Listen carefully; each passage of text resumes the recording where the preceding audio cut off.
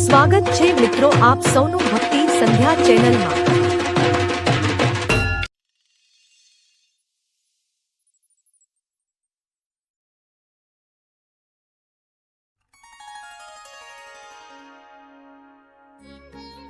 નમસ્કાર મિત્રો, આપ સૌનું હૃદયપૂર્વક સ્વાગત છે તમારી પ્રિય યુટ્યુબ ચેનલ ભક્તિ સંધ્યામાં।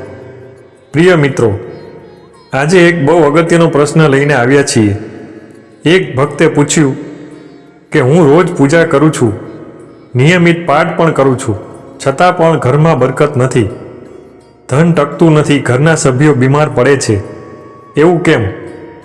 તો મિત્રો, આ બધા જ પ્રશ્નોનો જવાબ તમને આ વિડીયોમાં મળી જશે। મિત્રો, પૂજા કરવી એક બાબત છે, પણ પૂજામાં અજાણતા થતી નાની નાની ભૂલો આપણું ફળ રોકી દે છે। ઘરમાં અશાંતિ, નકારાત્મકતા અને ધનના ન ટકવાના મુખ્ય કારણોમાં આ ભૂલોનો નંબર સૌથી ઉપર છે।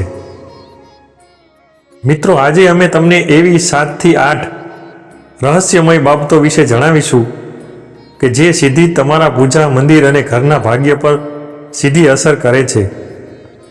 મિત્રો, આ માત્ર માહિતી નહીં, પરંતુ આ છે તમારા જીવનને બદલવાની ચાવી। તો વિડીયોને અંત સુધી ચોક્કસ જોતા રહેજો। નંબર 1, માટીનો દીપક સૌથી પવિત્ર છે, પણ તેનો આ નિયમ જાણવો પણ જરૂરી છે। માટીનો દીપક દિવાળી, પર્વ, વ્રત દરેક પ્રસંગે પવિત્ર માનવામાં આવે છે, પરંતુ ઘણા લોકો એક મોટી ભૂલ કરે છે, માટીનો દીપક પ્રગટાવીને ફરી મંદિરમાં રાખી દે છે। શાસ્ત્ર મુજબ માટીનો દીપક એક જ વાર વપરાય છે। દર વખતે નવો દીપક વાપરવો તેનાથી વાસ્તુ દોષ દૂર થાય છે અને ઘરમાં બરકત વધે છે। નંબર 2, ધાતુનો દીપક દિવસે એક નિયમ પાલન કરશો તો ઘરમાં લક્ષ્મી પ્રવેશે છે। પિત્તળ અને તાંબાનો દીપક સૌથી શુભ માનવામાં આવે છે, પણ ધ્યાન રાખો, તેને દરરોજ ધોવો જોઈએ, અને તે પણ ખાસ કરીને ગંગાજળથી। રોજની શુદ્ધિથી દીપક સાત્વિક બને છે, નકારાત્મકતા દૂર થાય છે અને ઘરમાં સકારાત્મક ઉર્જાઓ વધે છે। ઘણા લોકો અઠવાડિયામાં એકવાર ધોવે છે, પરંતુ એ પૂરતું નથી। નંબર 3, ઘંટડીનું રહસ્ય ઘંટડી ક્યારે વગાડવી અને કેટલી વાર વગાડવી? મિત્રો, પિત્તળની ઘંટડીનો અવાજ નકારાત્મક ઉર્જાને દૂર કરે છે। ઘંટડી વગાડવાની કેટલીક મહત્વની રીતો પણ છે। ઘંટડી સવારની પૂજામાં જ વગાડવી। પૂજા શરૂ કરતી વખતે ઘંટડી 3 વાર વગાડવી। ભગવાનને ભોગ લગાવતી વખતે 5 વાર વગાડવી। ઘંટડી હંમેશા જમણા હાથથી જ વગાડવી। જે ઘંટડી પર ગરુડ નક્કાશી હોય તો એ સૌથી શુભ ગણાય છે। ઘંટડીને દક્ષિણ દિશામાં ક્યારેય ન મૂકશો। નંબર 4, મંદિરમાં પ્રવેશતી વખતે ઘંટ કેમ વગાડવામાં આવે છે? મંદિરમાં ઘંટ વગાડવાનો અર્થ માત્ર અવાજ નથી, પરંતુ આ સંકેત છે કે પ્રભુ, હું તમારી શરણમાં આવી ગયો છું।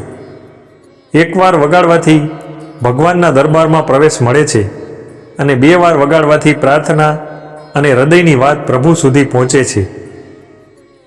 મિત્રો, એક વાત ધ્યાનમાં રાખો કે મંદિરમાંથી બહાર નીકળતા ક્યારેય ઘંટ ન વગાડવો। નંબર 5, પૂજામાં દિશાનો સૌથી મોટો નિયમ ઘરમાં પૂજા કરતા સમયે પૂર્વ દિશા એ સૌથી શુભ દિશા ગણવામાં આવે છે। પશ્ચિમ ચાલે, પરંતુ ફરજિયાત હોય તો ઉત્તર પૂર્વ આ દિશા મંદિર માટે શ્રેષ્ઠ સ્થાન ગણવામાં આવે છે। મિત્રો, ક્યારેય સીડીઓની પાસે કે સીડીની નીચે મંદિર ન રાખવું। જો મંદિર બેડરૂમમાં રાખો તો રાત્રે પડદો ફરજિયાત પાડી રાખવો। મંદિરમાં ભગવાનનું આસન હંમેશા તમારા આસન કરતાં ઊંચું હોવું જોઈએ।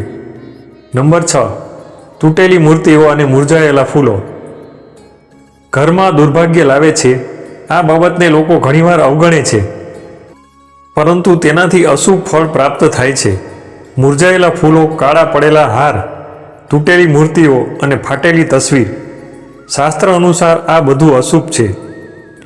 ફૂલો મુરઝાઈ જાય ત્યારે માટીમાં દબાવી દો। તૂટેલી મૂર્તિઓ શાસ્ત્ર મુજબ ત્યજી દો અને વહેતા પાણીમાં પધરાવી દો।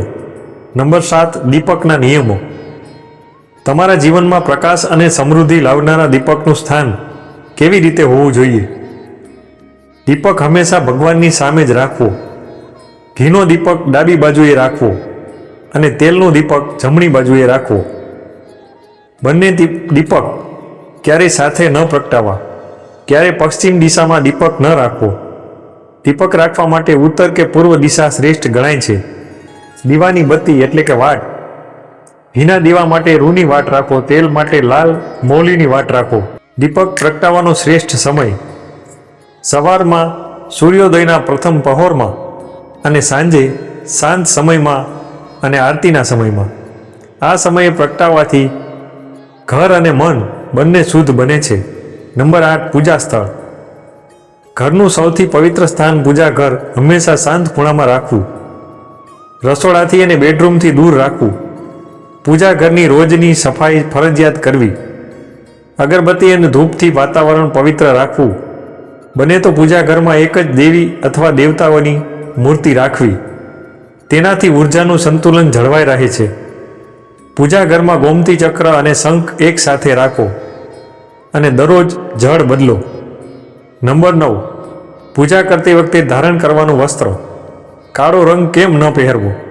કાળા કપડાં મન પર ભારણ કરે છે, નકારાત્મકતા વધારી શકે છે, પૂજાની ઉર્જાને નબળી પાડે છે અને માટે હંમેશા હળવા અને પવિત્ર રંગના વસ્ત્રો પહેરવા જોઈએ. નંબર 10 પૂજા કેમ ફળ આપતી નથી? ઘણા ભક્તો કહે છે કે રોજ પૂજા કરું છું છતાં ફળ મળતું નથી. તો મિત્રો તેનું પણ એક કારણ છે. પૂજા તો સાચી છે પણ રીત અને નિયમોમાં ભૂલ થઈ જાય છે. શાસ્ત્ર કહે છે શુદ્ધિ અને દિશા, વિધિ અને નિયમ અને શ્રદ્ધા અને શાંતિ આ બધું એક જ સાથે આવે છે ત્યારે જ પૂજાનું પૂર્ણ ફળ આપણે મળે છે. અંતમાં પ્રિય મિત્રો, આ તમામ નિયમો જ્યોતિષ, વાસ્તુ અને શાસ્ત્રોની જાણકારી પ્રમાણે જણાવેલા છે. આ એક સલાહ છે. માનો કે ન માનો એ તમારી મરજી, પરંતુ જો માનશો તો ભગવાનની કૃપાથી તમારું જીવન ચોક્કસ બદલાઈ જશે અને મા લક્ષ્મીની કૃપા હંમેશા તમારા ઘરમાં બની રહેશે. તો મિત્રો, જો તમને આ વિડીયો પસંદ આવ્યો હોય તો વિડીયોને એક લાઈક કરજો, તમારા મિત્રો અને પરિવારમાં શેર કરજો અને ચેનલને સબસ્ક્રાઈબ કરી દેજો જેથી આપને આવી જ્ઞાનવર્ધક માહિતી હંમેશા મળતી રહે. મિત્રો, જો તમે મા લક્ષ્મીના સાચા ભક્ત છો તો કોમેન્ટ બોક્સમાં જય લક્ષ્મી માતા જરૂરથી લખી દેજો. મિત્રો, વિડીયો જોવા બદલ આપનો ખૂબ ખૂબ આભાર. ચાલો મળીએ એવી જ બીજી પવિત્ર માહિતી સાથે. ત્યાં સુધી અમને રજા આપશો. જય શ્રી કૃષ્ણ. હર હર મહાદેવ.